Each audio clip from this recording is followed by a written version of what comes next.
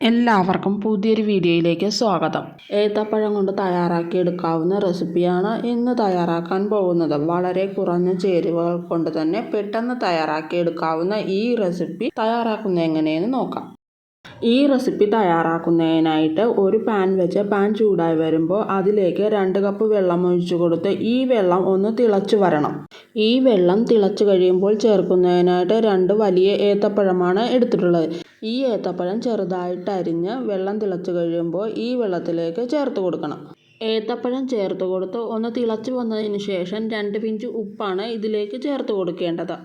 ഈ ഏത്തപ്പഴം നന്നായി വെന്ത് വരുന്നവരെ ഇത് വേവിച്ചെടുക്കണം. ഒരു ബൗളിലേക്ക് 1/4 കപ്പ് മൈദയാണ് ചേർത്ത് കൊടുത്തിട്ടുള്ളത്. മൈദയ്ക്ക് പകരം ഗോതമ്പ് പൊടിയും എടുക്കാവുന്നതാണ്. ഗോതമ്പ് പൊടിയേക്കാൾ മൈദയിൽ ചെയ്യുമ്പോഴാണ് കൂടുതൽ ടേസ്റ്റ് കിട്ടുന്നത്. മൈദ ചേർത്ത് കൊടുത്തതിന് ശേഷം ഈ മൈദയിലേക്ക് 1/4 കപ്പ് പഞ്ചസാരയാണ് ചേർത്ത് കൊടുക്കേണ്ടത്. പൊടിക്കാത്ത പഞ്ചസാരയാണ് ചേർത്ത് കൊടുത്തിട്ടുള്ളത്. ഇനി ഇവയിലേക്ക് 1 കപ്പ് പാലാണ് ചേർത്ത് കൊടുത്തിട്ടുള്ളത്. പാലിന് പകരം തേങ്ങാപ്പാൽ ഉപയോഗിക്കാവുന്നതാണ്. പാല് കുറേശ്ശെ ചേർത്ത് കട്ടകളില്ലാതെ ഇളക്കി യോജിപ്പിക്കണം. കലക്കിയെടുക്കുന്നതിന് വേണ്ടിയിട്ട് 1 കപ്പ് പാലാണ് മൊത്തം ഇപ്പോൾ ആവശ്യമായി വന്നിട്ടുള്ളത്. നേരത്തെ വേവിക്കാനായി മാറ്റി വെച്ചിട്ടുള്ള ഏത്തപ്പഴം വെന്ത് കഴിയുമ്പോൾ ഇതിലേക്ക് കലക്കി വെച്ചിട്ടുള്ള മൈദാമാവ് ചേർത്ത് കൊടുത്ത് ഇളക്കി യോജിപ്പിക്കണം. ഇളക്കി യോജിപ്പിച്ചതിന് ശേഷം ഇതിലേക്ക് 3 ഏലക്ക പൊടിച്ചതാണ് ചേർത്ത് കൊടുക്കേണ്ടത്.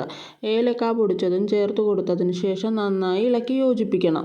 മീഡിയം ഫ്ലെയിമിൽ ഇട്ട് കൊടുത്ത് വേണം ഇതൊന്ന് വേവിച്ചെടുക്കാനായിട്ട്. ഇത് തിളച്ച് വരുമ്പോൾ കുറുകാനായിട്ട് തുടങ്ങും.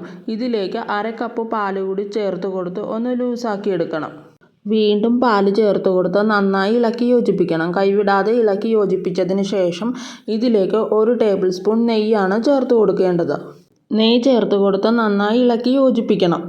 ഈ വീഡിയോ ഇഷ്ടമായെങ്കിൽ ലൈക്ക് ചെയ്യാനും നിങ്ങളുടെ പ്രിയപ്പെട്ടവരുമായി ഈ വീഡിയോ ഷെയർ ചെയ്യാനും ഇനിയും ഇത്തരത്തിലുള്ള ടേസ്റ്റി റെസിപ്പികൾ കാണാൻ ഈ ചാനലൊന്ന് സബ് ചെയ്ത് സപ്പോർട്ട് ചെയ്യണേ. നെയ്യ് ചേർത്ത് ഇളക്കി യോജിപ്പിച്ചതിന് ശേഷം ഇതൊന്ന് തിളച്ച് വന്നു കഴിയുമ്പോൾ ഇതിൻ്റെ ഫ്ലെയിം ഓഫ് ചെയ്യാം.